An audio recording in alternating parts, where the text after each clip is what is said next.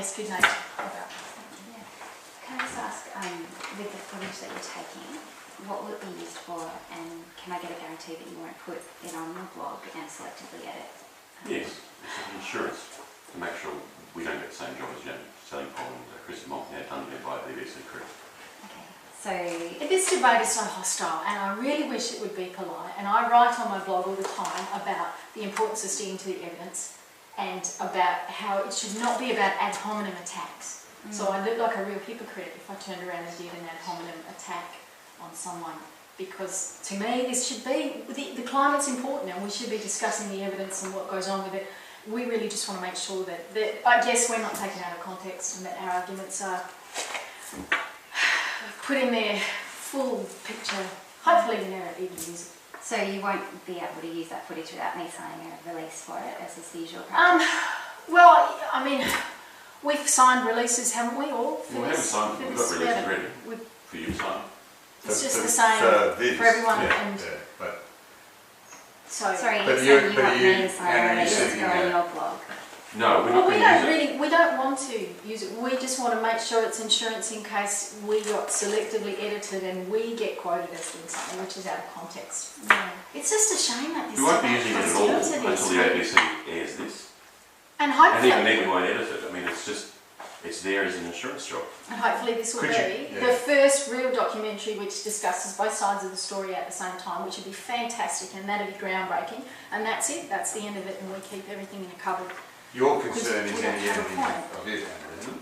Well, I mean, I've obviously agreed to be filmed by the ABC and signed a release for them, but in terms of signing a release for you, we just rocked up and some man who I've never met, with respect, I'm sure you're a really nice person, but just suddenly comes out with a video camera and starts filming me. I haven't signed a release, I don't know who he is, I don't know why he's there. I mean, it's a bit creepy. Yeah, look, I'm really sorry that it comes down to this. We're just call us skeptics. We don't like to take on faith or trust. We just want to have a backup copy for our own sake to protect our reputations, and that's all we're using it for. What if you were to agree in writing that, were you ever to use it, it would only be used in full? Yes, that's right. That you'd give an absolute guarantee. All right. Writing, there would never be. Yeah, that serves the insurance purpose. Yeah, but only ever be edited to make maybe there's something you can draw up. Okay. You know, because that would be your legitimate concern. I'd look like a complete hypocrite if I selectively cherry-picked and edited you.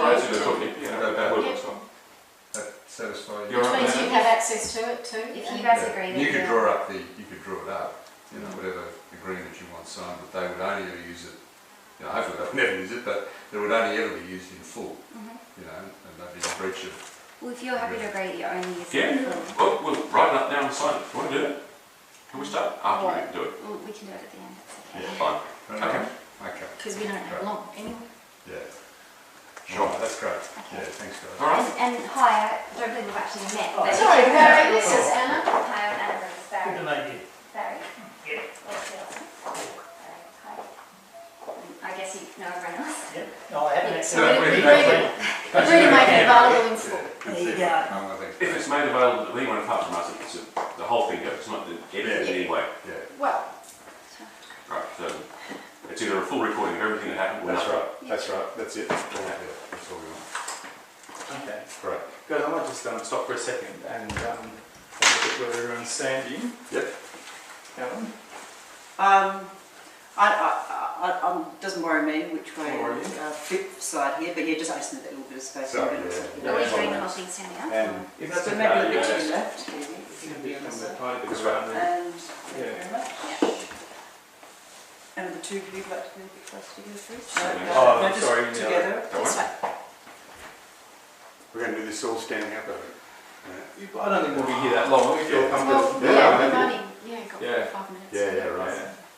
Yeah. That's fine. I can manage that. I'm going to have a little break to go and fetch the kids from school. Right. Now, phones off, everyone. Yep. Mine's on silent. Should I turn it Silence on? okay. Okay. Barry, are you positive? Could you come to that position in the middle there by any chance? Is that going to be? Sorry. Can you come up just onto the level there? The camera. Yeah. So Yeah, you've is that done going the to shot. fit there? Yeah, just so you're not in the background of Joe's shot. As handsome as you are, Barry. Sorry. So you're not in the shot? Oh, well, I can head there the way, yeah, me. Oh, okay, we can just put the camera up here. Oh, Okay. okay. Yeah.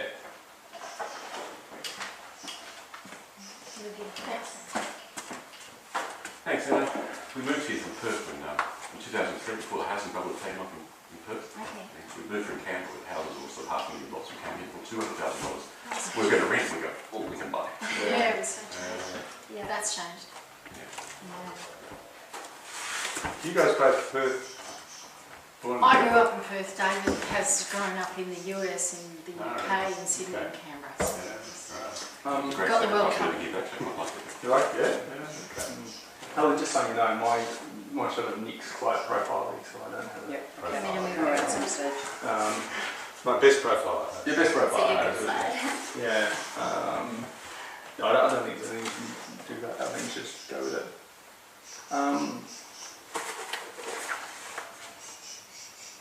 Before we get started, maybe. Sure. Speaking of housing bubbles, I was interested in one of the things that you were writing around banking and inflation and how that's linked to. Sorry, yeah. I might interrupt just Oh, so sure. we can get into it. Yeah. Okay, But sorry. come back to them. Wasting time. We're going to pick up the kids Okay, at about 5 to 10 to 3. Okay. So we can Yeah. hand off camera. We can do Yeah. things after they come back, but it'll take 10 minutes to So get can them you to give come me back. right. So, Give me David to Nice start big with. story. yeah. David, I'm just wondering, just to start off with, Yeah. can you tell Anna about your background, starting with the fact that you were a climate believer and involved in the Greens? Helen, is Barry okay over there, or do you want him to come up where Leo is? He's right in the. Oh, sorry. Yeah.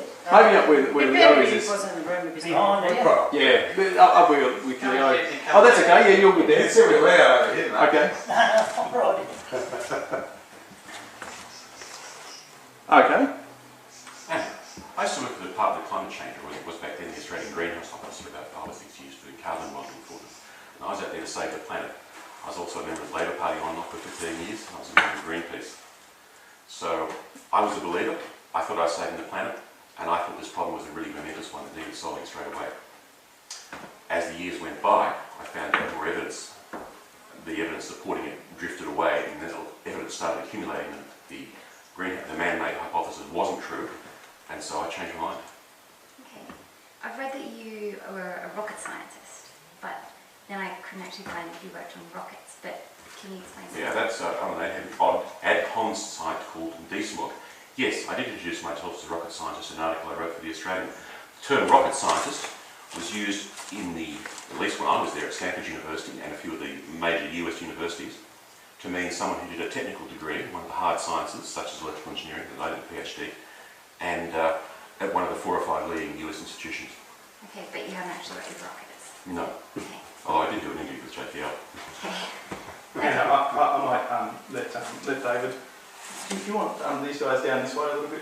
Fraction, yeah. Yeah, I mean, just they are sneak just, back only on. a touch, just a touch. Yeah. Okay. Great. Let's just go. Yeah, fabulous. So, I mean, David, maybe, sorry, I'll let Joe actually. Joe, can you talk to me about your background? Well, sorry, actually, first I'll let David tell us about the period over which your views changed. Yeah, did they change Oh, when you were at the Greenhouse Office? You know, you sort of told me that. Well, I was aware of the evidence piling up while I was at the Greenhouse Office, but frankly, I didn't really think very much about it. I was sort of in an environment where you just got on with the job. As Al Gore quoted up from Sinclair, it's difficult to make a man understand something if his job depends on not understanding it. But when I finished with the Greenhouse job, which I did for other reasons, I finished it for other reasons. Tell Anna, not. And when I finished it, I did look into it a little bit more, and I noticed that the evidence wasn't right. And somewhere around 2006 or so, I noticed it really was quite wrong. And Joanne was a believer at that stage. I was actually a member of the Australian Greens. It's the only political party I've ever been a member of. So I'm like you, Anna, in that I am concerned about the environment. I'm concerned about doing things sustainably. I worry about the country that we leave for our kids. And, I applaud you for going out there and doing something to follow what you believe in. I mean, congratulations. If only everyone was as active in doing things to make the world a better place. And I even spoke on ABC Radio about how we should be concerned about carbon dioxide and feedback effects. As the ocean warms, it'll release more CO2. And then David came to me one day. I'd stepped out of things, taken maternity leave and stopped paying attention to the debate. And David comes to me one day and he says to me, he says, you know, there's no evidence left to support the great global warming scare. And I said, you must be kidding. You've got to be crazy. Of course there is. What about the ice cores? And you would have known the ice cores, wouldn't you? And you've seen the ice core graph, the one from Vostok. You can't look at this graph and not say, wow, there's something going on with temperature and CO2. We can see clearly that it rises and falls together. You have to look at this when this information came out in the early 90s and late 80s and say, wow, we need to look at this and study it. What shocked me was when David said, not only has it been well studied and we've got better data, but the better data shows that the CO2 rises 800 years after the temperature, and that's not controversial, and that's been published in 5 or 6 of the top leading journals between 1999 and 2003. So I downloaded the data and I graphed it. And if we take this point here 130,000 years ago, it's the first big kind of warming peak in the past, you can see that temperatures rise first, that CO2 comes up second. You can see that CO2 stays level for 15,000 years while temperatures fall. There just isn't a strong connection in these graphs, and in fact the only real connection, which is explained in here, is that temperature controls CO2. And it's obvious that temperature controls CO2, heats the oceans, releases the CO2, and then as the world cools, because of other reasons, CO2 gets absorbed again. Maybe there's a small amplification in there, but it hasn't been shown mathematically, it hasn't been published in peer-reviewed research. You know, I looked at this and thought, wow, this doesn't disprove the whole great global warming thing on its own. There's lots of other evidence we use to do that. But for us... Let's just cut them. Hi, David speaking. Yep. Can I just fine-tune your stance a little bit? Yep, sure. So, We've got a bit of you just need to give me space this way. So put your shoulder like that. Yeah, I'm blocking it. Open your shoulder up. Yeah. Should we put one of the phones off the hook in another room? Could be an emergency call. Might be. No chance. Okay, Can I just slide you both back down that way a little bit? Just sliding up. And I'll just pick up one more point and then I'll yeah, finish sure. it. Just slide back a bit to do it. And maybe with those graphs, would it be best if they sort of turn them around so that Nick and Anna can both? Yeah, so your audience Yeah. is correct. Alright, well I guess you need to show us turning around. Yeah, go for it. I wouldn't mind any repeats on that. Continuity. Okay. For me, the big issue with this is not that it single-handedly disproves the argument, because it doesn't. There's a lot of other evidence. But what shocked me about this was that I hadn't read about it in any of the popular science magazines that I read all the time. I thought I knew stuff about this debate, and this floored me because suddenly I realised that there was a lot that was going on behind the scenes that wasn't being reported. So I guess it was the half-truths that really got to me, that kind of undermined my belief that I understood what was going on with the climate and with the story we were being told. So you were of the view that warming is happening and we are seeing climate change impacts. And that carbon dioxide is a greenhouse gas, and that adding more to it will warm the planet. Yes, absolutely. That's all well proven, solid science, known for years. Yes, I have no disagreement with any of that. The disagreement is with how much warming there is. Yeah. Is it going to be a catastrophe, or is it going to be 0.5 of a degree?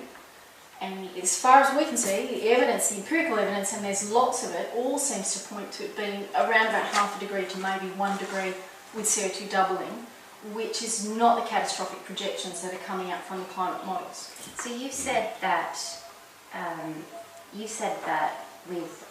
the moment we're 40% more CO2 than pre-industrial revolution. Yes, 40%, well, roughly. Yes, So you so said 100 ppm. that if we go up 10% more, you said that we will see a 1.2 degree warming. No, if it doubles from pre-industrial levels, so it's 280 to 560 ppm. Then At the moment we're at 390, we're a long way off that doubling and going up at about 2 ppm a year. So, but you have said that carbon could lead to warming at 1.2 degrees Celsius. If CO2 doubles Yeah, from that's right. pre-industrial times, 1.2 is the maximum that there's any evidence to support. That would be the direct effects of CO2, according to the physics that we know of that is well proven, that CO2 absorbs and re-emits infrared. But having admitted that carbon does lead to warming and up to, as in your opinion, 1.2 degrees, I'm wondering why you're still putting out handbook that says that the impact of carbon is unmeasurable. Because obviously that, where you've said here.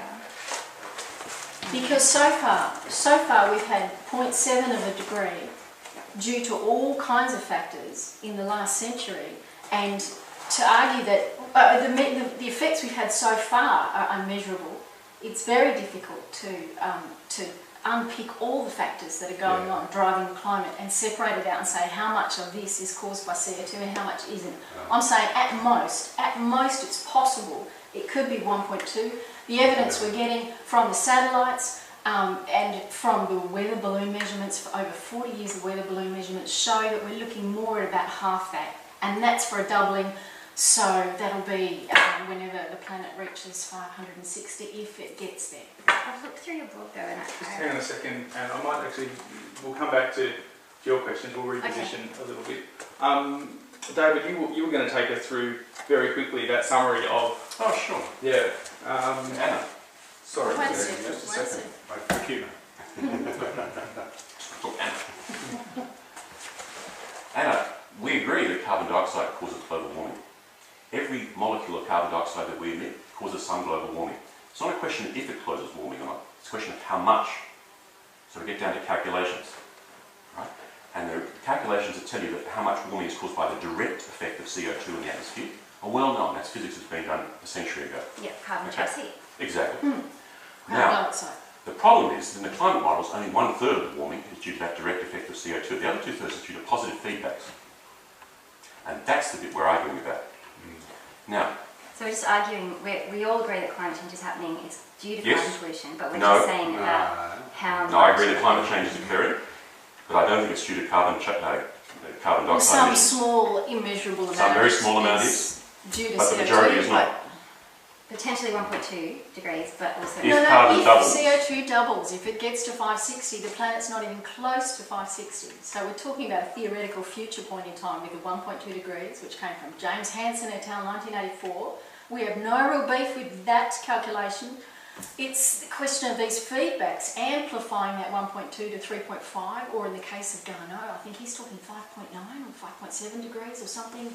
You know, these are enormous leaps, and it would be quite a different picture for the planet if we're talking about 3 degrees or 5 degrees, as opposed to half a degree, which is closer to what we say the empirical evidence has shown us. So you don't believe in positive feedbacks? We don't think the positive feedbacks are supported by any evidence. The evidence all supports negative feedbacks, which would fit with almost every other natural system that applies on the planet. Most natural, long-term, long-standing situations have negative feedback, which is what makes them inherently fairly stable. Counterbalancing. That's right. Yeah. Any perturbation is matched by a damping effect. Anna, do you know of any evidence that carbon dioxide is the main cause of global warming? Any evidence at all? Yes. What? So we've got models, we've got... Well, models isn't our evidence. Models are just computations. They're logically equivalent to someone punching a lot of calculations. I'm a modeler, I know.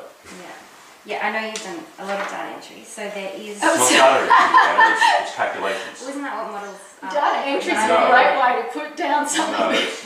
well, a model is something that tries to, in the computer, replicate or mimic, is isomorphic in some way to what's happening out there in the real world. Yeah. So to simulate the entire climate and You're condense right. it down to theoretical calculations, it's a page, it's lots of pages of calculations, effectively, Yeah. that's what a model is. So it's someone saying, I reckon if we assume this and we estimate that, and we think this is probably the case, and we work within these limits which we reckon are right, and we add this factor and this factor and this factor, and then we calculate it all, we get an answer. Yeah. It's a theoretical calculation, it's not observational evidence. We're arguing that we need to get back to the real basics of science, and true science is based on observations. Yeah. 28 million weather balloons have been released looking for things that the models have predicted and have found the models are wrong. They've proven that the models are based on flawed assumptions. So, But in answer to your question... Sorry, yes, I'm sorry, looking for can any we... evidence at all. We're not looking for evidence of warming, we're looking for evidence that carbon did it. Sorry, just because we're going to run out of time, Okay, yeah. and I'd love to actually cover off the points that we discussed before, so that we've I'm trying to got think. those down, sure. So, Anna, Sorry, I'll let's stop just... interrupting. Yeah. Nick, I'm just wondering, I know that Helen's probably just told you the opposite, but I don't have a shot on Nick's face at all, so I'm just wondering if he angles around a bit. Is that make a good much for you? better show? Yeah. Well, but yeah, that's okay with Yeah. that position Tim there. Morris, Nick. can you Okay, I'll work angle with it. yourself Which towards way, David? Yeah, sure. Is that all right? Oh From your yeah, point of of course view? I'm now? familiar with it. Um, I've completely debunked everything. Sorry? I can give you a copy of it if you like. I read it.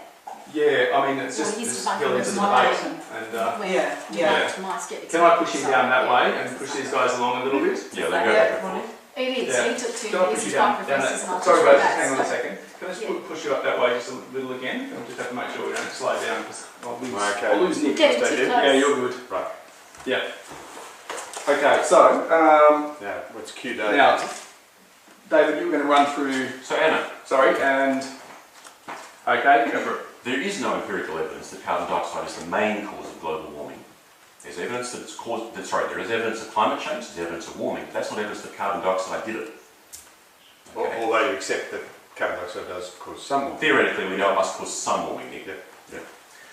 The only reason, and climate scientists would agree with me, the reason that climate scientists blame carbon dioxide is because of their models.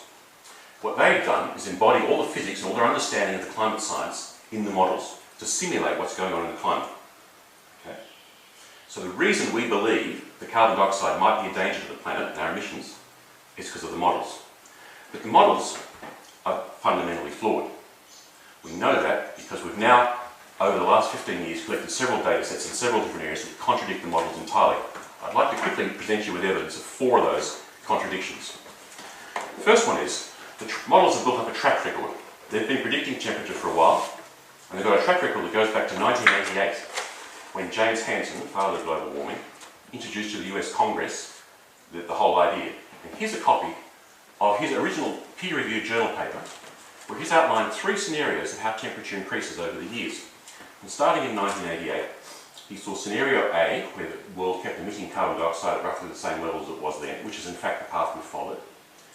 But he also included a scenario C here, which is what he thought the climate models would say if the world cut back on carbon emissions savagely starting in 1988, such that by the year 2000, the carbon level, the atmospheric carbon level, had stopped increasing at all.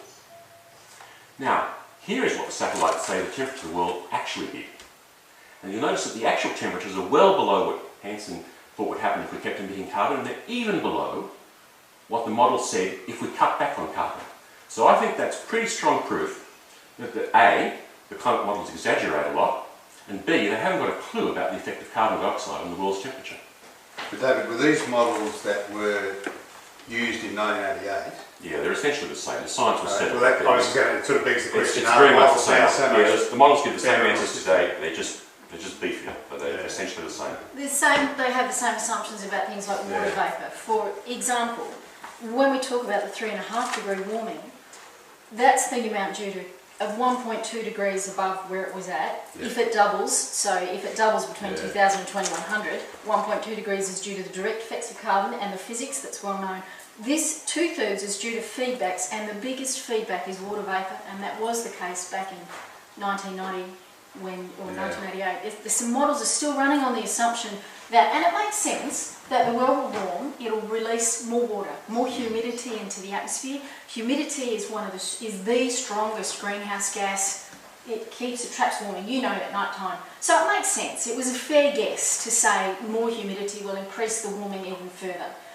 But the catch is that humidity rising to the top of the blanket of wet air around the planet? Does it get up to that 10-kilometre height, or does it turn into clouds at 1 or 2 kilometres and rain out on us? Clouds are cooling down that low, net cooling, they reflect a lot of light back to space. So the real debate here, the $2 trillion guess, is whether humidity rises up and turns into clouds and rains out, or whether it goes up to 10 kilometres and sticks around and acts to thicken the blanket and make the planet even warmer still.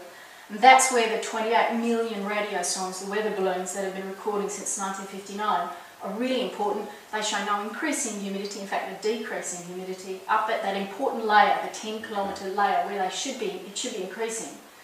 And they also show no temperature increase up there, which is what all of the models which suggest big rises in temperature, they all depend on getting that result. So this is a key assumption. And What does the IPC say in response to that? Well, I can show you. Let's go on, I'll we show should you. show the graphs we for will. starters, yeah. And a second bit of evidence that shows the climate models are fundamentally flawed. Most of the heat in the climate is contained in the oceans, a relatively small amount in the air, right? The models say that the heat in the ocean should be increasing at a pretty steady rate. However, we've only measured ocean heat properly since 2003 when the Argo system went in. The Argo system has 3,000 buoys around the world. They dive down, duck dive down to 2,000 metres. They come up very slowly, measure the temperature. When they get to the surface, they radio the results via satellite back to HQ. Was Argo the data that you said was not publicly available, but it actually was? When I said that, the data was not publicly available, And and it now has been released. And I drew this graph from the stuff they've released. This is the Argo data since it came into inception in 2003. It's roughly flat. The climate models show now, that. is this sea surface temperature? Or Well, it's actually ocean what is heat that content. measured? It's actually ocean heat content, or equivalently ocean temperature. The amount of heat stored, For the first- what, 700 First 700 metres? metres. Right. And that's roughly the whole crush depth of the military submarines. And Yeah, it's pretty deep. 70% of the planet is covered with water, so this is a Yeah, large exactly. slab of the planet's heat that we're talking about. And if the planet was warming, this is where we'd expect to see the heat being stored. And the evidence is just not there. And back in October last year, I mean, wasn't Roger Piocchi asking for the data? And he was getting letters saying, no, I'm sorry, you know. Maybe the US climate scientists, they just said, no, can't have that. So you're saying the ocean is not warming? No, The the data Argo says- system says that the ocean is not warming. 3,000 buoys radioing back information say that the ocean isn't warming. Where is this missing heat? That's 2003, middle of 2003 when the Argo system came on till today. And is that? What's this measure? Oh, these are in Ocean joules. heat 10 to content the in 22 right. joules. Yeah. Big scary numbers with lots You of can convert zeros. to temperature if you like, Right. it's possible. Yeah. So Third. it's a heat content. Sorry, slide back down again, guys, and get onto and then can you come down a little, Joe? Sorry, Yep. keep doing Okay, and third. I just want The to get third closer. area, Anna, where the climate models are fundamentally flawed, is in their treatment of the warming up pattern in the atmosphere. As the planet warms, the atmosphere warms too, and the pattern of warming in the atmosphere gives you some clues about the cause of the warming. Now, all the climate change models, all of them, all say that there's a big increase in heat about 10 kilometres up over the tropics. This is the so-called hotspot. This is the point. Okay. We're 10 kilometres up to that. So in these two diagrams here, this is what the climate models say should be happening. This is 75 degrees north, the equator, and 75 degrees south. And this is high above the equator. That's about 10 or 12 kilometres there. And this is the pattern we're expecting. Now, as it happens, people have been sending up millions of radio sondes, weather balloons, since the 1960s, measuring the atmospheric warming pattern. And this is what they measure. That's reality. And what years is this taken from? This is This this is one. 2006. This comes out of the program 2006. This This is is published. This is published in 2006. It's the warming pattern from 1979 through 1999, which is a period of warming, global warming. Decadal About 20 trends. years. Yeah, 20 years. This is a similar period. Now, all the climate models all have this hotspot. It's missing. Now, the significance of this, Anna, is absolutely crucial. You see, the whole climate model setup was based on a guess about how moist air behaves. It was made in 1980. Right? The guess was that as the planet heats due to any cause, there's more evaporation, and the water vapor blanket thickens. Right? There's two greenhouse blankets on our planet that are worth considering. There's a carbon dioxide blanket, that's the small one, and there's a much bigger water vapor blanket that does most of the work. And the way the climate models work is they say, all right, if you increase the warming due to the CO2 blanket getting a bit thicker, that'll cause the water vapor blanket to get thicker as well, and it'll amplify it. And they say it amplifies it by about a factor of 3.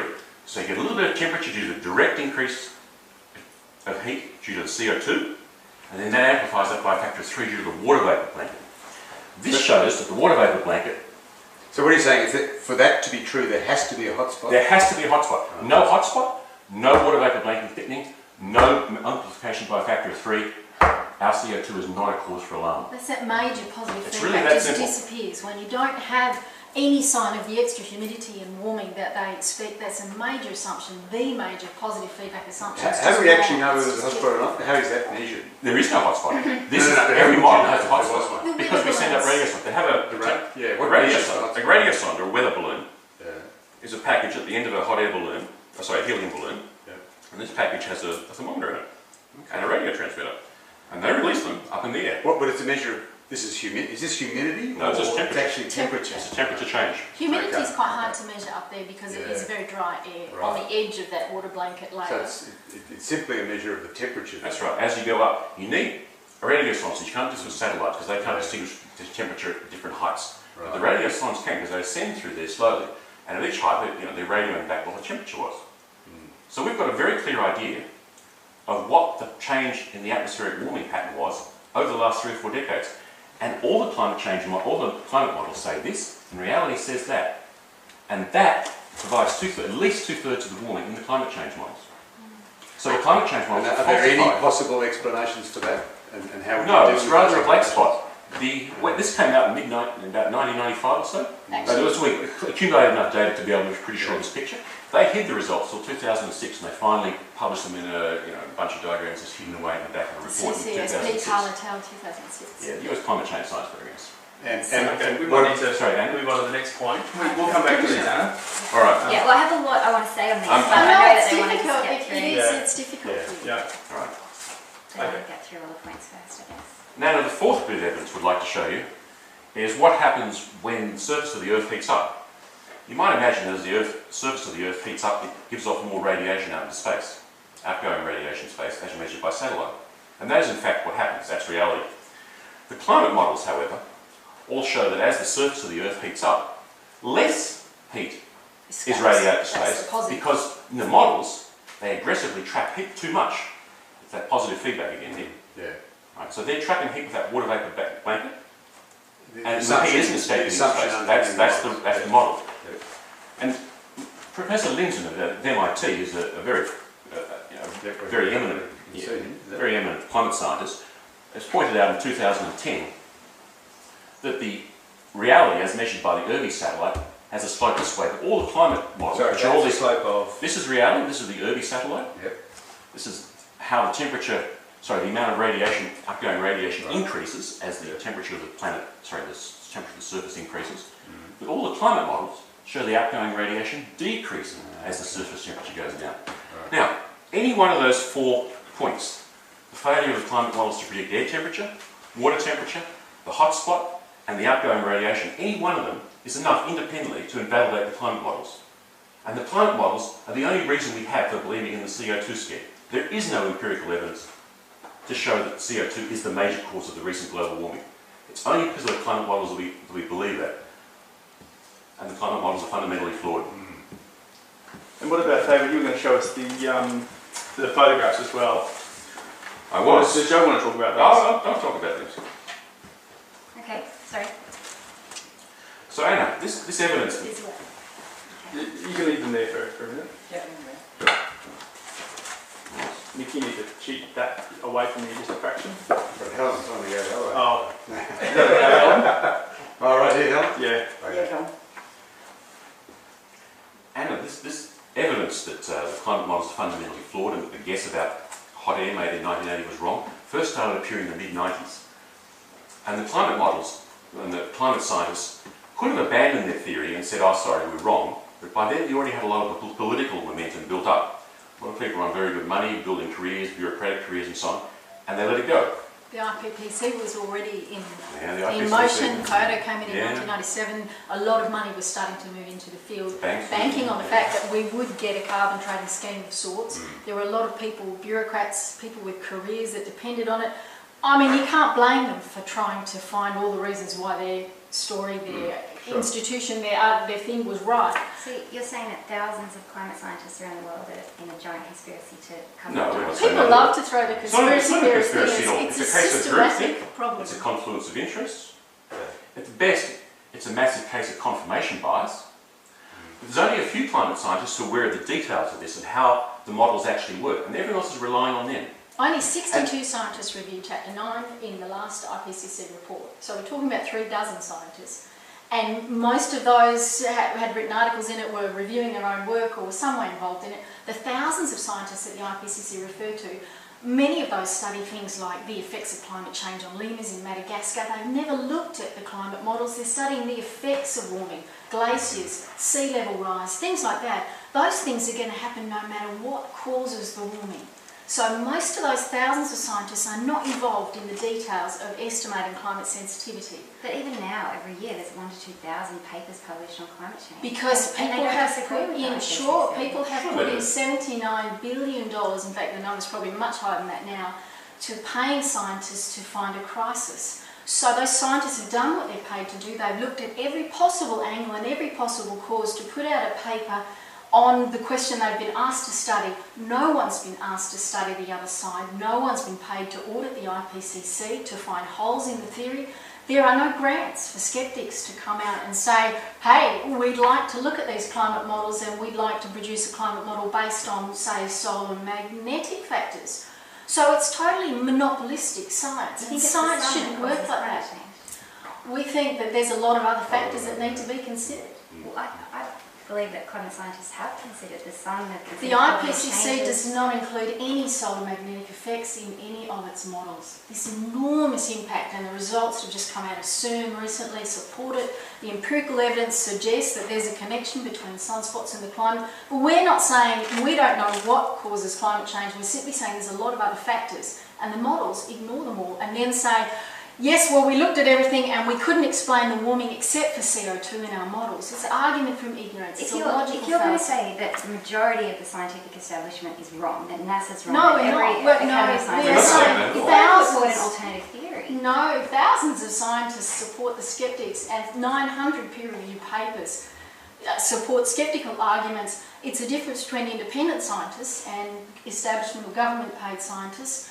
We can name Nobel Prize winners in physics who agree with us. Ivor Giaever resigned today. He's a Nobel Prize winning physics in tunneling physics, and he resigned today from the American Physical Society because he said it is ridiculous to say the evidence on global warming is incontrovertible. So here we have experts, top-level, outranking scientists. We never argue that we're right because we have Nobel Prize winners on our side, because that would be argument from authority. We argue we're right because of the evidence. So where is this warming going? I mean, these Anna, things that they're Anna, measuring. we're presenting you with evidence, and you're coming back with authority. You're saying, how can those scientists be wrong? You're not coming back with counter-evidence, you're arguing for authority. That puts us structurally in the same position as Galileo and the Pope. The Pope had all the political authority and was arguing from authority because he was interpreted religious. So it was religious dogma, and he was the guy who was interpreting it. Galileo had evidence on his side, and that was the start of the Enlightenment. Right? When science and evidence triumphed over political authority. Now, we're having a discussion here. I'm presenting you with evidence, and you're presenting me with authority. Well, I'm not a scientist, but I think that I'm smart enough to listen to the majority Sure. of scientists. But what you're essentially saying is not so much that scientists are wrong, but there's lots of these scientists who are still relying on the models. Exactly. And look what they're doing. This is what I wanted to bring you to. Yes. This is what I wanted to bring you to. Now, remember I showed you the hotspot there, which just disproves the climate models, shows they're wrong. Well, they released the data in 2006 finally, the experimental data, and in 2008 a guy called Sherwood came up with this. He reanalysed the data using not the temperature thermometers in there, but using the wind shear meters. And he had a theory about wind shear, he reanalysed it and he came up with this. So what did he wind shear? Well, he measured using the wind and a theory about wind shear. He tried to get a different picture of what the temperatures up there were. Okay. And he analysed it and he came up with this. And all the alarmist scientists were the ways they knew and understood how models work and so on, were very relieved that the hotspot had been found. And this was trumpeted, including by John Cook's Skeptical Science site, as finding the hotspot. Now, there's just a little problem here. It's not a very technical problem. About the scale. I'm talking about the scale. The colour here for no change at all is red. Is red. So if there were no change in the atmospheric warming pattern at all, it would be red. Now, the question for you, Anna, is what purpose could there possibly be for using such an unorthodox scale except to deceive? So you think that scientists are trying to deceive people? I'm asking a question with a question. I mean, I think it's reasonable. Mr. Sherwood to is ask sort them of- that. Do you think it's reasonable for scientists to change the scale of graphs in order to show that it matches the data? It takes no change at all, zero change, to produce an orange-red colour on this graph. The climate could stay exactly the same, which it likely did, and they, in this respect, and they managed to show it as if it matches the graph here. What's The Mr. data that Sherwood you're said? using, David, sorry. I'm just concerned about time, Yep. and I know that there's a limited amount that we can put in the program, so I think the points that we covered before, the strongest ones, you probably need to. Do you want to do the thermometers? I think so, yeah. I think so, because I need to give Anna a chance to ask you some Alright, sorry, questions. I'll do the thermometers. Yeah. Okay. Yeah. Okay. Sorry, just hold on a second. Do you need a 30 seconds to... Yeah, I'm getting the 30 seconds done right 30 now. seconds, yeah. I'm a bit worried about shadow down. Shadow? I don't know what it There's was. just when he's coming in, Yeah, is it? there's a shadow on these, which is Yeah. Is that me? as well. You see, Is yeah. that right? No, I think it's Anna between that line Yes, can you and see your these. shadow? Yeah. And sometimes when David leans forward your shadow, so you just move it extra. Okay. Maybe see Yeah. it. Sure. Would it be a problem if you track that light over just a fraction? Yeah, That'd be good that's. for me. Yeah, Let's and then do we'll it, come in and shall get we? some... We need to go over all the pictures again, which is why this is going to take a little bit more time, so I want to make sure that we get a chance to get close-ups of your hand Alright. on that, and then we can go, so... Okay. I know. Well, we can go to, I mean, later, we've just got to pick the kids up and put them Let's in the get backyard. content going. Yeah. I've got a few of those already anyway. Okay. Okay. So, Second, and... okay. Sorry, I'm going to spin the thermometer on you now as well. Right, Where's ready? that? Hold on a second. Not yet. You just... And it's hard being outnumbered. Oh, we understand, we're used to do that, sympathetic. I'm ready to go. Let's We go. usually- Okay, rolling. Okay, and go for it. So we reckon the climate scientists have got a failed model in their hands, and they're cheating and concealing the failure of their model. One of the ways they conceal the failure is to mismeasure the temperature. For instance, here's an official thermometer that's used to measure global warming. The thermometer's in there, and the thermometer's near an air conditioning outlet, which air conditioners emit hot air, near a refrigeration outlets emit hot air, near decomposing sewage, which was also hot, over concrete and behind a windbreak. So I've put it to you that that is not measuring global temperature at all. It's not even measuring the area of the locality, the area around. It's just measuring that locality, and it's artificially warming. And it certainly isn't measuring the way things were 100 years ago. And we're looking for 0.7 of a degree over a century with thermometers like this. There were no air conditioning ducts in 1890 or 1910. The situation has changed around these thermometers, and they might be in the same spot, but urban life has closed in around them. And these standards are not good. I mean, what kind of scientist would look at that thermometer and say, yes, we can accurately measure the heat, the change in the climate to 0.1 of a degree with thermometers like this? These thermometers are very sensitive. Any little heating nudge matters. There's a car park here with hot engines cooling down, heating that one. There's another air conditioner there. There's asphalt to keep it warm at night. Here's one in northern Norway. There's the airport terminal, and there's a runway. The thermometer's here. Now, jet aircraft go there and give it the occasional blast of jet air. There's de-icing machines that go by. It gets the hot tarmac to keep it a little bit warmer at night. If they were serious about measuring the temperature in this locality, they wouldn't put the thermometer there. They'd put it over there or over here out in the snow. They're not. Here's another example. Half the world's thermometers, official thermometers for measuring global warming, are at airports. This one's at Rome Airport. So you've got aircraft taxiing in here. They occasionally hit this thermometer here with blasts of jet air. There's a bunch of cars and trucks over here. This isn't measuring global warming, it's measuring local warming, a very local warming. It's measuring the increase in air traffic. Here's another example. Now these thermometers are supposed to be in a clearing that's over natural vegetation. I put it to you, this is not natural vegetation in Florida. There's a bunch of air conditioners and sewage plants. NOAA's own standards say that they should be 30 metres or more from an artificial heating source. And a survey by a bunch of US volunteers went out and photographed these things, and they found that 89% of these US thermometers, that are used in the global system, violate the official siting requirements. They've been more than 100 feet or 30 metres from an artificial heating source. Here's a classic. This is in Baltimore. This one's on the top of a roof, in the middle of a huge city, so you've got urban heat from cars and buildings all over the place. But the thermometer's here, sorry. And then they put it near the air conditioners. At least they could have put it on the other side of the building. These people aren't even trying. Where are they?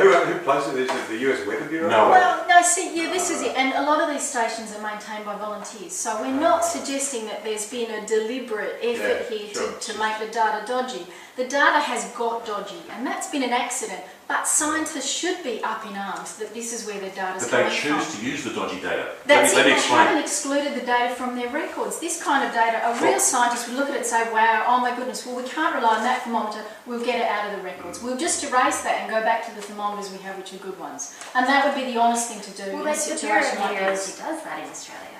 This one's in Australia. This is the Sydney Observatory, that's the Western distributor there. That's where the thermometer is. So this is not included in the temperature records. Sure. It's not. I mean, you've been told this before. Why don't we call the Bureau of Meteorology now if you want to go over it again? But, I mean, What let's are do you it. saying, Let's call that the them. thermometer measures So the in amount of Australia, the Bureau of Meteorology, and they have told David this earlier, but I've never been told anything by the Bureau of Meteorology. okay, well, it's my understanding that this had been pointed out to you by people. That Sorry, not in the real world. That the Australian Bureau of Meteorology, they have these sites. The one in Sydney is actually at Botany. They don't use the one in the city. Well, they used to use that one. So they Oh, we'll let that one stand for a while. But it's not like climate scientists aren't aware of this. You're acting like it's Yes, but they're using it nonetheless. Well, actually, And the here's the Bureau of result. Meteorology doesn't use Here's it. the result. The Goddard Institute of Space Studies, James Hansen's outfit at NASA, produces this as the world temperature record. And they don't use any satellites in here. It's all from land and sea thermometers. Right? And the general impression, obviously, there is an increasing trend. And the warmest year could be 2010, 2006, maybe 2002. And 1998 isn't anything in particular. Okay, we've got the graph of 1979 to current time. So you've got an increased warming trend. And that's a very politically convenient thing. But we also have satellites measuring the globe. Satellites go around 24/7. They measure almost the entire planet without bias. And they show quite a different picture. They show that 1998 was the warmest year. They show a warming trend till about 2001, and then it flattens off somewhat. So all that mucking around with corrupt thermometers makes a difference. All those headlines that came out last year that 2010 was the warmest year ever relied on the one record from GIS, not the 3 other global data sets which combine the satellites or other data. So you're talking about this one? It's cherry picking in a sense to say 2010 was the warmest year without saying that 3 out of the 4 major global data sets don't say that. But if you don't trust NASA's data, I assume you don't use the This does come from a NASA satellite. We trust this one because it's satellite data and hasn't been fudged around like this. So you trust some From of the NASA's NASA. data, but not the rest. That's right. The ones that comes from Well, you just Hansen basically and say- these thermometers here that are so badly located and violate official sighting requirements, no, we don't trust that. 55 We instead trust the stuff that comes off the NASA Aqua satellite, which is shown here in the University of Alabama's temperature record. I mean, how stupid do you think climate scientists are to not... They do account for Well, this. they have a failed How theory can on you their say hands. that? Well, they try to And they're build. concealing. 55% of all of the temperature data they use in the global records comes from their airports. And we know that airports didn't exist in 1910. We know there wasn't 2 square kilometres of thick black tarmac absorbing heat and reflecting it back next to half the world's thermometers in 1910. And yet we're told the world has warmed, if the evidence is incontrovertible, remember the debate is settled.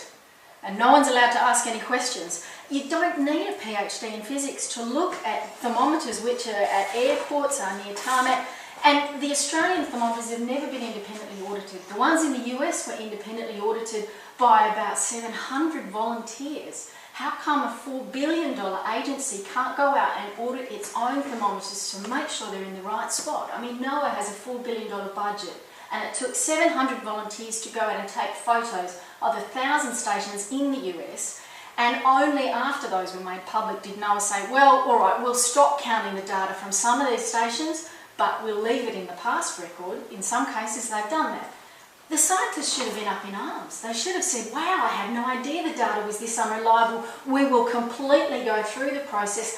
Thanks for pointing out the mistakes. Thanks for showing us some unreliable data. We'll make sure we get the best, most rigorous data we can use. 2 things. One, they were aware of it. It was climate scientists that raised this as, oh, yes, it's called the urban heat island effect. Yes, they're aware No, of it. the Yes, urban they heat count. island effect is different. This is called micro-siting problems with stations. It's not about the urban heat island effect. It's about the fact that these are closer than 30 metres to artificial heat sources. It's NOAA's own standards. In 89% of the cases that the volunteers photographed, 89% were too close by NOAA's standards to artificial heat and cooling sources. That's a pretty major failure of a bureaucracy. 89% failed their own standards, and they didn't know that, and they hadn't done Do they try to microsite adjust the survey themselves. land-based temperature record to take account of the location? Sometimes Yeah, they do. they do. But consider this, Nick. If they're playing with the numbers on their computers, why bother with the thermometers? You're going to play with them on the computer anyway. And the bottom line is, their temperature record is different from the satellites. Satellites are unbiased, go around 24/7, they come up with a very different picture. But I mean, here's 3 data sets, and they're all showing a clear upward trend. Well, no, see, this is the... Sure, look at the sun satellite scale. one shows it coming back. We just showed you a graph of that much. Notice how this one keeps going up and the other one's levelling off a bit? Yeah, That's what we're talking this about. measures partly in the ocean and around the Arctic where a lot of the warming is concentrated. So you can't just ignore Actually, ocean. they're measuring the Arctic where there are no land thermometers. And they extrapolate into it. They're using their computers, not thermometers, to get the Arctic temperatures. They use So that's a different 1,200 argument. kilometre smoothie, where they take a thermometer and they extrapolate for 1,200 kilometres around it to estimate what the temperature would be. Since 1990, when all the money poured into climate science and we got concerned about this, something like 75% of all of the stations have been excluded from the database. Instead of getting more data put into this, instead of having 6,000 data points, which was what they had in the 80s, they've dropped it down to 1,500 or less. Where's all that data gone? Why do we now estimate 1,200 kilometres from thermometer to thermometer instead of using all the data from everywhere we can? It'd be alright if they'd removed all of the unreliable thermometers, but clearly that's not the case. So you're saying this green line from NASA is wrong? Well, That's so the GIS line? you're talking This about green line from 0.1 NASA degree. comes from this thermometer in part. Yes, it's wrong. And we don't trust them. That's They're, a massive- they're concealing the failure of their theory.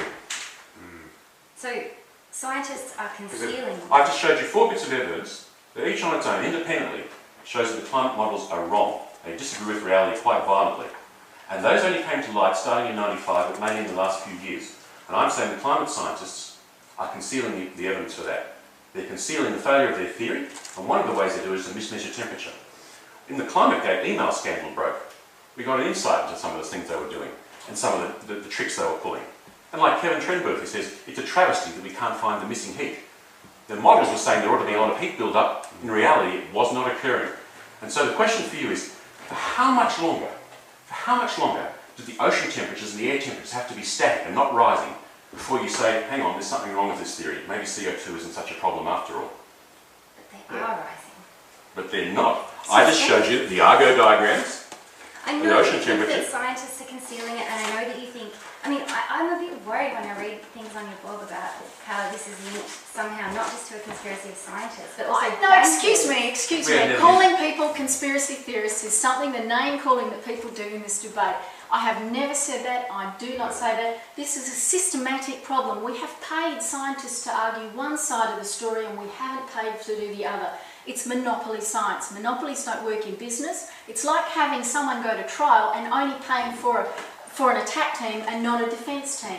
It doesn't work like that. Science needs to have people asking both sides of the question, auditing from both sides, trying to disprove each other, trying to debate it. Without debate, we haven't got science, we've just got propaganda. But I don't understand how you can say that scientists are linked to bankers in a scheme to create hyperinflation. Because I've never said that, because I've no idea We've where never you've said got that. Where'd you get that Well, from, from man? your blog. I mean, you wrote this. How do you read that kind of stuff? You might think that inflation and climate science are only linked metaphorically, but the corruption in science is fed by the corruption in our currencies. The monetary system that allows a privileged few to print money from nothing, I don't know what that means, is the It's same fractional system reserve that allows... banking, and it's an entirely different topic, and it's a big field. And yes, we think the fact that interest rates have been kept low have allowed governments to put out a lot of money into things like this and for other people to invest in things. Let's just put some perspective on this. Climate trading last year was $144 billion turned over worldwide. Investment in renewable energy was $243 billion. None of this has anything to do with the science. The science comes back to the evidence, always, the empirical evidence. We're presenting you with evidence. But then why have you said if the system's swimming with easy money, people can afford to build widely extravagant and unproductive things like wind farms? I don't understand how you think that. Because it's easy to raise money when loans are cheap and interest rates are cheap for schemes which are hard to justify in times when you've got to spend your own money and you have to think very hard about whether you're going to spend your money on something.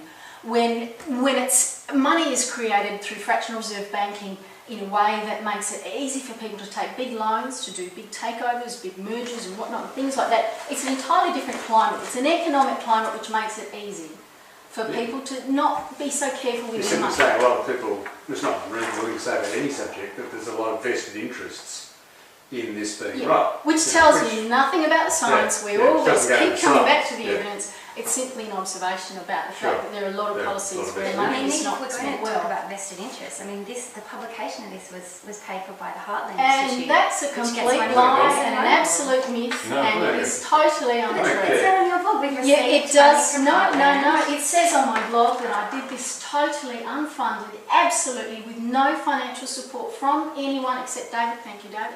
And I put this out online free for people to take off my website. Yeah, no, I understand. Who cares who pays for it? It's because you went to And how does that change any of the graphs in it? I mean, that's an ad hominem attack. Yeah, It's doesn't matter. exactly the kind of thing that comes from DSMOG, which is a funded site designed to smear respectable scientists and to deter scientists from speaking out, because who wants to be the target of a smear site? And no, I did this entirely off my own bat, out of a patriotic and professional duty, because I was just astonished at how this debate has become so loaded, so corrupted, and the information is not getting out there. So out of concern for that, I did this, entirely unfunded. Anything you've heard to the contrary is someone's misinterpretation. No, I understand that. Heartland paid to print it. I gave them permission, they paid me nothing for it, and I asked them to print copies in Australia so that I could give them to politicians in Australia, which we did at the time. Does their links to ExxonMobil concern you? Not at all. What links? How does that change the graphs from NASA? Don't you think you're confusing the issue? I mean, we're talking about weather balloons and radiosondes and Argo buoys and data, and you're coming back to funding from Exxon. Exxon's funding, in any case, let's talk about it, was $23 million over 10 years, paid to some sceptical scientists and not me. I'd like that check. I wish it would come. So it's $23 million, and that Greenpeace came out with that number. It was the biggest one I could find when I was searching. On the other hand, the US government has paid $79 billion into climate science and climate-related technologies and industries. Since 1990. Their numbers are just enormous. So for all the dollars paid to anyone in a sceptical point of view, 3,500 times as much money has gone to scientists to find more of the 1,000 papers that you refer to, a lot of which are simply repetitive, and coming up with inconclusive remarks. We've got the conclusive evidence: 28 million radiosondes, 6,000 boreholes, 3,000 Argo buoys, 30 years of satellite data. We keep coming back to the evidence, and other people keep coming back to slurs, smears and attacks. Guys, okay, yeah, we've got to go. Yeah, sorry, this is warming up, it's really good. Yeah. Yeah. That's fun. Thanks, Anna. I know it must be tough being on receiving end, but And it is hard, I'll be it is back. hard being outnumbered, so yeah. Let's take a little break. You can switch it off And if you feel happy. Okay. Now, what do you exactly want? We're doing the graphs. We're doing the chart. what do we do? So what do you want David to? So you want me to point Go this back. up? David's going to go back and So I'm going to go back and go. Does he need to talk or just point? Is this just Yeah, pointing? I'll get him to do the pointing and the talking at the same So time. Anna, you look very interested in this graph here because I'm pointing out to you something that happened in 1988. Sorry, hold on just a second. Was that the first one that you brought up, was it? And you're going to Yeah, do this is the that? first one. They're in the Okay, right but it order. was over there, so now I'll put back over there to start with. And I'll tell you when you can bring it out. All right. Okay, standing by everyone? All good? And we're on. Okay, go for So, it. So what's this graph? You can talk. You need to talk through it. Oh, Yeah. I can do it. I have to Yeah. think as well. Sorry. Yeah. okay, back it goes and set. And this is a graph of air temperatures since 1988, when James Hansen, father of global warming, first made his predictions to the US Congress about how the climate. Sorry, I'm really losing it. That's all right. As long as you're describing what Just you're a sense of showing, it being natural. and that'll help us find out. All right, just don't use the sound on this part because I'm losing it. And this is James Hansen's graph from 1988. This is in a journal here, and he's got three scenarios of how he thought the temperature would be. So that temperature. Yeah, these are time. Yeah. This is a scenario. This is a scenario A. This is forecast the temperature. What happened if emissions stay much the same as they are now? The rate of emissions. Business as usual. And this is in fact roughly the route that the world has followed. Those carbon emissions. But what is of interest is scenario C. And scenario C said this is what would happen if we cut back carbon emissions immediately, starting in 1988, and such that by year 2000, carbon dioxide levels will stop rising at all. And he said this was roughly the temperature that would occur. In fact, satellites say we've underperformed both of them. Yeah, that's the satellite temperature measure. This red one is the satellites, yeah. And what do the surface and ocean temperatures show? They're not on here. This is global air temperatures, and that's satellite versus model prediction. Yeah, because you compare it like with like. That's his. We are, like, Yeah. global air temperatures. Yeah. Next. We turn to the ocean. The ocean contains most of the heat in the climate system.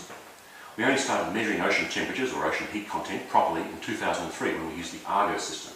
The Argo system consists of 3,000 buoys. They duck dive down to 2,000 metres, and they slowly come up measuring the temperatures as they go. When they get to the surface, they radio back to a satellite and back to HQ what the temperatures were all the way up. And there are 3,000 of these roaming around the ocean, so we've got a pretty clear idea of what the temperature is in the ocean, starting in middle of 2003. And these are the entire Argo results from the middle of 2003 through to a few months ago. And they show pretty much that the temperature of the oceans has been flat, whereas the climate models are all insisting that the temperature of the ocean ought to be rising fairly quickly. So you've got a clear disagreement between models on the one hand and reality as measured by Argo on the other hand. A third area of disagreement is in the pattern of atmospheric warming. Whenever there's global warming, the atmosphere will heat, and the pattern in which it warms sometimes gives you clues about what caused the global warming. Now, all the climate models insist that the water vapour blanket increases, gets thicker. You see, the way the climate models work is they take a guess about moist air. They say, all right, the CO2 blanket increases by the heat by a certain amount, it gets a little bit thicker. But the guess about moist air says that the water vapour blanket responds by getting thicker as well. And that thickening of the water vapour shows up in this graph here. This shows, really garble this one up. But I'm going to continue showing it anyway. So we've got from 75 degrees north here through the equator, 75 degrees south. This is the height above sea level. It's about 10 or 12 kilometres. So what we're looking for is a hot spot here in the equator, above the equator. This is where it gets hotter because the water vapour blanket is pushing up. All the action happens in the tropic. What happens elsewhere is pretty much irrelevant. But we also measured from the 1960s, we measured using millions of radio sondes, we measured the actual changes. And they're shown here. In particular, there's no hot spot. These are nothing like each other. And the significance of the hot spot is that it's the water vapour thickening that causes the hot spot. So if there's no water vapour thickening, the climate models are exaggerating the temperature rises by a factor of at least 3. They're showing positive feedback where there is none. So is this, can I talk about, do you just There's roll one more, through isn't them there? again?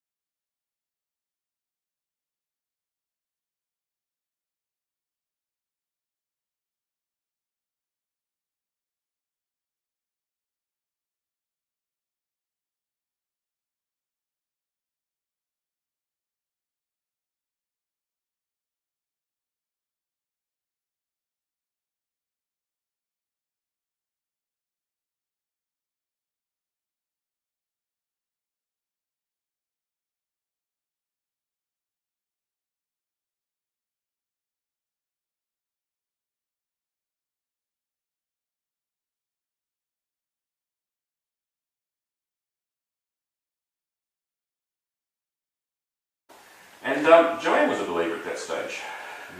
I was actually a member of the Australian Greens. It's the only political party I've ever been a member of. So I'm like you, Anna, in that I am concerned about the environment. I'm concerned about doing things sustainably. I worry about the country that we leave for our kids. And, you know, I applaud you for going out there and doing something to follow what you believe in. I mean, congratulations. If only everyone was as active in doing things to make the world a better place. And I even spoke on ABC Radio about how we should be concerned about carbon dioxide and feedback effects. As the ocean warms, it'll release more CO2. And then David came to me one day. I'd stepped out of things, taken maternity leave and stopped paying attention to the debate. And David comes to me one day and he says to me, he says, you know, there's no evidence left to support the great global warming scare. And I said, you must be kidding. You've got to be crazy. Of course there is. What about the ice cores? And you would have known the ice cores, wouldn't you? And you've seen the ice core graph, the one from Vostok. You can't look at this graph and not say, wow, there's something going on with temperature and CO2. We can see clearly that it rises and falls together. You have to look at this when this information came out in the early 90s and late 80s and say, wow, we need to look at this and study it. What shocked me was when David said, not only has it been well studied and we've got better data, but the better data shows that the CO2 rises 800 years after the temperature, and that's not controversial, and that's been published in 5 or 6 of the top leading journals between 1999 and 2003. So I downloaded the data and I graphed it. And if we take this point here 130,000 years ago, it's the first big kind of warming peak in the past, you can see that temperatures rise first, that CO2 comes up second. You can see that CO2 stays level for 15,000 years while temperatures fall. There just isn't a strong connection in these graphs. And in fact, the only real connection, which is explained in here, is that temperature controls CO2. And it's obvious that temperature controls CO2, heats the oceans, releases the CO2, and then as the world cools, because of other reasons, CO2 gets absorbed again. Maybe there's a small amplification in there, but it hasn't been shown mathematically, it hasn't been published in peer-reviewed research. You know, I looked at this and thought, wow, this doesn't disprove the whole great global warming thing on its own. There's lots of other evidence we use to do that. But for us... Let's just cut this. Hi, David speaking. Yep. Can I just fine-tune your stance a little bit? Yeah, sure. So, We've got to send you the just versions in this case this way. So So bring your shoulder like that. Yeah, I'm blocking it off. Open your shoulder up. Yeah. Should we put Okay, one thanks. of the phones off the hook in another room? Could be emergency call. That might be. No chance. Okay, Can I just slide you both back down that way a little bit? Just slide up. And I'll just pick up one more point and then I'll yeah, finish sure. it. Just slide back a bit to do it. And maybe with those graphs, would it be best if they sort of turn them around so that Nick and Anna can both? Yeah, so your audience is Okay. correct. Alright, well I guess you need to show us turning around. Yeah, go for it. I wouldn't mind any repeats on that. Continue. Sure. Okay. For me, the big issue with this is not that it single-handedly disproves the argument, because it doesn't. There's a lot of other evidence. But what shocked me about this was that I hadn't read about it in any of the popular science magazines that I read all the time. I thought I knew stuff about this debate, and this floored me because suddenly I realised that there was a lot that was going on behind the scenes that wasn't being reported. So I guess it was the half-truths that really got to me, that kind of undermined my belief that I understood what was going on with the climate and with the story we were being told. So you were of the view that warming is happening and we are seeing climate change impacts. And that carbon is a greenhouse, carbon dioxide is a greenhouse gas, and that adding more to it will warm the planet. Yes, absolutely, that's all well proven, solid science, known for years. Yes, I have no disagreement with any of that. The disagreement is with how much warming there is. Yeah. Is it going to be a catastrophe, or is it going to be 0.5 of a degree? And as far as we can see, the evidence, the empirical evidence, and there's lots of it, all seems to point to it being around about half a degree to maybe 1 degree with CO2 doubling, which is not the catastrophic projections that are coming out from the climate models. So you said that with at the moment we're Topic. And we do appreciate you being, I guess, good natured about it. Can I just ask, with the footage that you're taking, what will it be used for, and can I get a guarantee that you won't put it on your blog and selectively edit? Yes, this is insurance. to make sure we don't get the same job as Sally Paul and Chris Moulton had done there by the BBC crew. Okay, so This debate is so hostile, and I really wish it would be polite. And I write on my blog all the time about the importance of sticking to the evidence and about how it should not be about ad hominem attacks. So I look like a real hypocrite if I turned around and did an ad hominem attack on someone, because to me this should be, the climate's important and we should be discussing the evidence and what goes on with it. We really just want to make sure that I guess we're not taken out of context and that our arguments are put in their full picture. Hopefully we never even use it. so you won't be able to use that footage without me signing a release for it, as is the usual practice? Well, I mean, we've signed releases, haven't we, all? For Well, we haven't this- signed, for we've this? got We releases haven't. ready We've- for you to sign. It's just For the same this, for everyone, yeah, and yeah, but so. Sorry, But so you- you but want you- me to sign a Anna, you release said to you go on had- your blog? No, we're Well, not we going don't to use it. really, we don't want to use it. We just want to make sure it's insurance in case we got selectively edited and we get quoted as doing something which is out of context. Yeah. It's just a shame that this We won't be debate using it comes at all down to this. until the ABC airs this. And And hopefully, even then we won't edit it. I mean, it's there as an insurance job. and hopefully this will Could be you- yeah. the first real documentary which discusses both sides of the story at the same time, which would be fantastic, and that'd be groundbreaking. And that's it. That's the end of it, and we keep everything in a cupboard. your concern is we don't any have a editing point. of it, Anna, isn't it? Well, I mean, I've obviously agreed to be filmed by the ABC and signed a release for them, but in terms of signing a release for you, we just rocked up and some man who I've never met, with respect, I'm sure you're a really nice person, but just suddenly comes out with a video camera and starts filming me. I haven't signed a release, I don't know who he is, I don't know why he's there. I mean, it's a bit creepy. Yeah, look, I'm really sorry that it comes down to this. We're just call us skeptics. We don't like to take on faith or trust. We just want to have a backup copy for our own sake to protect our reputations, and that's all we're using it for. What if you were to agree in writing that, were you ever to use it, it would only be used in full? Yes, that's You right. know, that you'd give an That's- absolute that's- guarantee yeah, all right, in that- writing, there would never be Yeah, put on. that serves the insurance purpose Yeah, without. it would only without ever be should be shown in edited to full. make- Maybe there's something you look could better. draw up, Okay. you know, because that would be your legitimate concern. I'd look like a It was complete edited. hypocrite Yeah. if I But if it's shown in selectively full, cherry-picked and edited Oh, that's a you good to, thought, yeah, that would Yeah. work well. That satisfy you? You're which right, means Anna. you'd have access to it too. If and- you guys Yeah. agree And that you could you're- draw up you could draw it up, you know, whatever agreement you want signed, but they would only ever use it, you know, hopefully they would never use it, but it would only ever be used in full, Mhm. you know, and that'd be a breach of.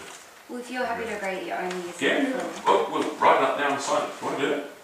Can we start? After we do it. well, we can do it at the end, that's okay. Yeah, fine. Okay. Okay. Because we don't have Right. long anyway. Yeah.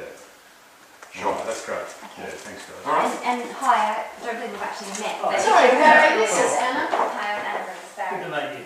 Barry. Yeah. What's your last name? Barry. Hi. I guess you know everyone else. Yep. No, I haven't. Yeah, so No, we we- agree to make it available in full. There you go. I think. If it's made available to anyone apart from us, the whole thing goes. It's not edited in any way. Yeah, Well, Right, so it's either a full recording of everything that happened or that's nothing. right, that's right, that's it. Yeah, that's all we want. Okay. Great. Guys, I might just stop for a second and have a look at where everyone's standing. Yep. Alan? Doesn't worry me which way, Don't worry you. fifth side here, but yeah, just ask them a little bit of space. Sorry, in the middle. yeah. Are we Yeah. agreeing the whole thing standing up? And If that's So okay, maybe a bit to yeah. the left, maybe, if you can be on the Come a side. tiny bit That's around there. And, Yeah. thank you very much. Yeah. And the two of you like to be a bit closer together, please? Sorry. Oh, No, just sorry, no. together. this way. we're going to do this all standing up, I think. I don't think we'll be here that long. If you're Yeah. comfortable. Well, yeah, we've only got Yeah. 5 minutes. Yeah, right. Yeah. That's fine, I can manage that. I'm going to have a little break. So to simulate the entire climate and You're condense fine. it down to theoretical calculations, it's a page, it's lots of pages of calculations, effectively, that's what a model is. So it's someone saying, I reckon if we assume this and we estimate that, and we think this is probably the case and we work within these limits which we reckon are right, and we add this factor and this factor and this factor, and then we calculate it all, we get an answer. Yeah. it's a theoretical calculation. It's not observational evidence. We're arguing that we need to get back to the real basics of science, and true science is based on observations. Yeah. 28 million weather balloons have been released looking for things that the models have predicted and have found the models are wrong. They've proven that the models are based on flawed assumptions. So, But in answer to your question, Sorry, Yes, just, I'm sorry, looking for can any we, evidence at all. We're not looking for evidence of warming, we're looking for evidence that carbon did it. sorry, just because we're going to run out of time, Okay, yeah. and I'd love to actually cover off the points that we discussed before, so that we've I'll try to got do those down. Sure. So, Anna, Sorry, I'll let's stop just, interrupting. yeah. Nick, I'm just wondering, I know that Helen's probably just told you the opposite, but I don't have a shot on Nick's face at all, so I'm just wondering if the angle's around a bit. Is that make a maybe much better show? Yeah. Well, a bit of space. Yeah, that's okay with Yeah. that position 2 there. minutes, Nick. Can you Okay, I'll work angle with it. yourself? Which Towards way, David? Yeah, sure. Is that all right? From Oh, your yeah, of point of course view, I'm Helen? familiar with it. Yeah. I've Um, completely debunked everything. Sorry? I can give you a copy of it if you like. I read it. Yeah, I mean, it's Well, just he's this debunked hill it into as the my debate. version. And Yeah, yeah. Debunked my skeptics. can I push him So, down that yeah. way and push these guys along a little bit? Yeah, they go Yeah, back and forth. It is. Yeah. He took 2 Can I years push you as down, five down professors and that? I Sorry took guys, that. just hang on a So- second. Can I just Yeah. push you up that way just a little again? And we'll just have to make sure we don't slow down because I'll lose, Okay. I'll lose Nick. Get Stay too here. close. Yeah, you're good. Right. Yeah. Okay, so Now, what's Q David? now, David, you were going to run through. So Anna, Sorry, and okay, go for it. there is no empirical evidence that carbon dioxide is the main cause of global warming. There's evidence that there is evidence of climate change, there's evidence of warming, but that's not evidence that carbon dioxide did it. Okay. Although you accept that carbon dioxide does cause some warming. Theoretically, we know it must cause some warming, Nick. Yeah. The only reason, and climate scientists will agree with me, the reason that climate scientists blame carbon dioxide is because of their models. What they've done is embody all the physics and all their understanding of the climate science in the models to simulate what's going on in the climate. Okay? So the reason we believe that carbon dioxide might be a danger to the planet and our emissions is because of the models. But the models are fundamentally flawed. We know that because we've now, over the last 15 years, collected several data sets in several different areas that contradict the models entirely. I'd like to quickly present you with evidence of 4 of those contradictions. The first one is, the models have built up a track record. They've been predicting temperature for a while, and they've got a track record that goes back to 1988, when James Hansen, father of global warming, introduced to the US Congress the whole idea. And here's a copy of his original peer-reviewed journal paper, where he's outlined 3 scenarios of how temperature increases over the years. And starting in 1988, he saw scenario A, where the world kept emitting carbon dioxide at roughly the same levels it was then, which is in fact the path we followed. But he also included a scenario C here, which is what he thought the climate models would say if the world cut back on carbon emissions savagely, starting in 1988, such that by the year 2000, the carbon level, the atmospheric carbon level, had stopped increasing at all. Now, here is what the satellites say the temperature of the world actually did. And you'll notice that the actual temperatures are well below what Hansen thought would happen if we kept emitting carbon, and they're even below what the model said if we cut back on carbon. So I think that's pretty strong proof that A, the climate models exaggerate a lot, and B, they haven't got a clue about the effect of carbon dioxide on the world's temperature. But David, were these models that were used in 1988?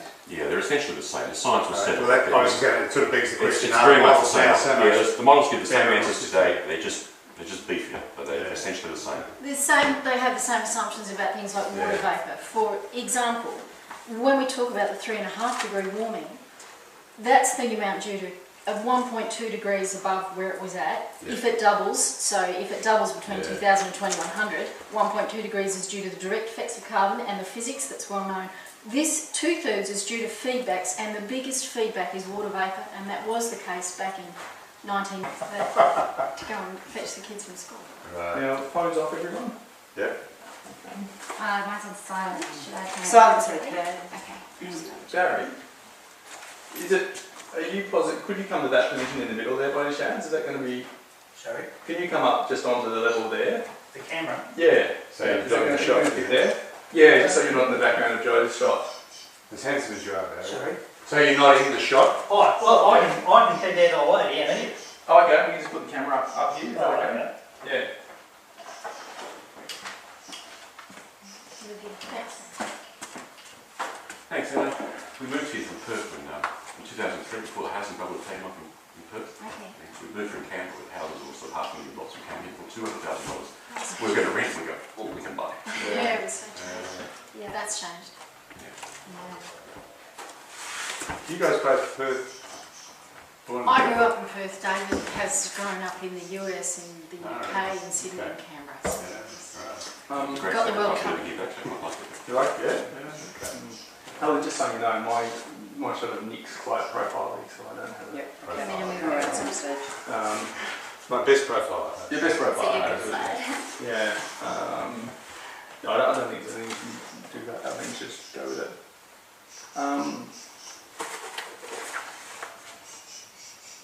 Before we get started, maybe. Sure. Speaking of housing bubbles, I was interested in one of the things that you were writing around banking and inflation and how that's linked to. Sorry, yeah. I might interrupt just Oh, so, sure. so we can get into it. Yeah. Okay, But sorry. Come back to them. Wasting time. We're going to pick up the kids Okay, about 5 to 10 to 3. Okay. So we can Yeah. banner off camera. we can do Yeah. things after they come back, but it'll take 10 minutes to So get can them you to give come me a back. So, Give me David to Nice start big with. story. yeah. David, I'm just wondering, just to start off with, Yeah. can you tell Anna about your background, starting with the fact that you were a climate believer and involved in the Greens? Helen, is Barry okay over there, or do you want him to come up where Leo is? He's right in the. Oh, sorry. Maybe up where Leo is. wasn't in the room because Behind it. Well, Yeah, but up where with Leo. Oh, that's okay. Yeah, you're good there. it's a bit loud over here, mate. Okay. All right. Okay. And I used to work for the Department of Climate Change, or it was back then the Australian Greenhouse Office, about 5 or 6 years doing carbon modelling for them. And I was out there to save the planet. I was also a member of the Labor Party on and off for 15 years, and I was a member of Greenpeace. So I was a believer. I thought I was saving the planet, and I thought this problem was a really momentous one that needed solving straight away. As the years went by, I found out more evidence. The evidence supporting it drifted away, and then evidence started accumulating that the man-made hypothesis wasn't true, and so I changed my mind. Okay. I've read that you were a rocket scientist, but then I couldn't actually find if you worked on rockets. But can you explain that? Yeah, that's an ad hoc site called DSMOC. Yes, I did introduce myself as a rocket scientist in an article I wrote for The Australian. The term rocket scientist was used at least when I was there at Stanford University and a few of the major US universities, to mean someone who did a technical degree, one of the hard sciences, such as electrical engineering, and I did a PhD, and at one of the 4 or 5 leading US institutions. Okay, but you haven't actually worked with rockets. No. Okay. Although I did do an interview with JPL. Okay. Yeah, I might let David. Do you want these guys down this way a little bit? fraction, yeah. Yeah, I mean, they just are sneak just, back. just a touch. Yeah. Okay. Great. Let's just go with it. Yeah, fabulous. So, I mean, David, maybe, sorry, I'll let Joe actually. Joe, can you talk to me about your background? Well, sorry, first I'll let David tell us about the period over which your views changed. Yeah, did they change Oh, when you were at the Greenhouse Office? You know, you sort of told me that... Well, I was aware of the evidence piling up while I was at the Greenhouse Office, but frankly, I didn't really think very much about it. I was sort of in an environment where you just got on with the job. As Al Gore quoted up in Sinclair, it's difficult to make a man understand something if his job depends on not understanding it. But when I finished with the Greenhouse job, which I did for other reasons, I finished it for other reasons. Tell Hannah, not. And when I finished it, I did look into it a little bit more, and I noticed that the evidence wasn't right. And somewhere around 2006 or so, I noticed it really was quite wrong. 40% more CO2 than pre-industrial revolution.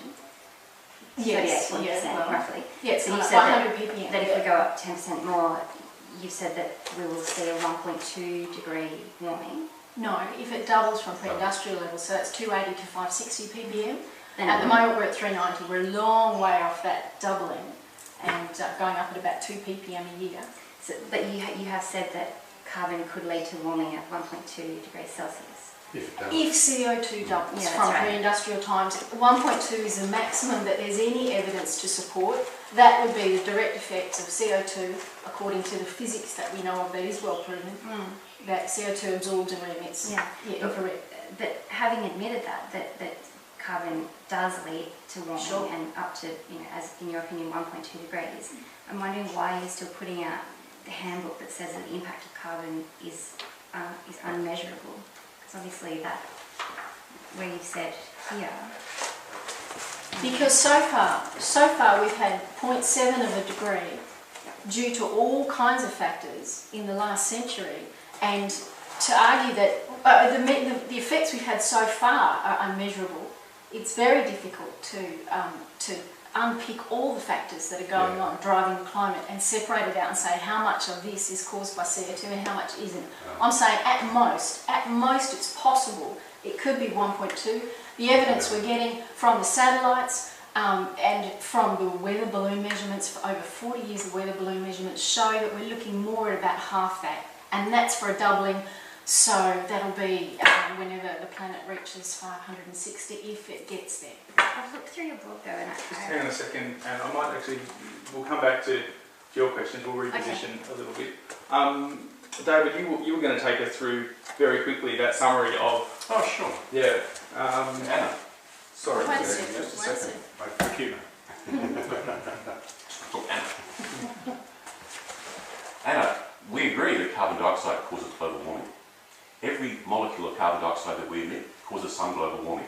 It's not a question of if it causes warming or not, it's a question of how much. So we get down to calculations, right? And the calculations that tell you that how much warming is caused by the direct effect of CO2 in the atmosphere are well known. That's physics that's been done a century ago. yeah, carbon Okay. trap C. Exactly. Carbon Now, dioxide. the problem is, in the climate models, only 1/3 of the warming is due to that direct effect of CO2. The other 2/3 is due to positive feedbacks. And that's the bit we're arguing about. Now, So we're just arguing, we all agree that climate change is happening, it's due to Yes. carbon pollution, but we're No. just saying about how much. no, I agree that climate change is occurring, but I don't think it's due to carbon Well, dioxide some emissions. small immeasurable amount. Some very small amount is due to but the CO2, majority is but- not. Potentially 1.2 degrees, but also... If No, carbon if doubles. CO2 doubles, if it gets to 560, the planet's not even close to 560. So we're talking about a theoretical future point in time with the 1.2 degrees, which came from James Hansen et al. 1984. We have no real beef with that calculation. It's the question of these feedbacks amplifying that 1.2 to 3.5, or in the case of Garneau, I think he's talking 5.9 or 5.7 degrees or something. You know, these are enormous leaps, and it would be quite a different picture for the planet if we're talking about 3 degrees or 5 degrees, as opposed to half a degree, which is closer to what we say the empirical evidence has shown us. So you don't believe in positive feedbacks? We don't think the positive feedbacks are supported by any evidence. The evidence all supports negative feedbacks, which would fit with almost every other natural system that applies on the planet. Most natural, long-term, long-standing situations have negative feedback, which is what makes them inherently fairly stable. Counterbalancing effect. That's right. Yeah. Any perturbation is matched by a damping effect. Anna, do you know of any evidence that carbon dioxide is the main cause of global warming? Any evidence at all? Yes. What? So we've got models, we've got... Well, lab models is not experiments. evidence. Models are just computations. They're logically equivalent to someone punching a lot of calculations. I'm a model, I know. Yeah. Yeah, I know you've done a lot of data entry, so there is... It's not data entry, it's calculations. Wasn't that what models are? Data entry is No. a great way to put down something. No, well, a model is something that tries to, in the computer, replicate or mimic, is isomorphic in some way to what's happening out there in the real world. Yeah.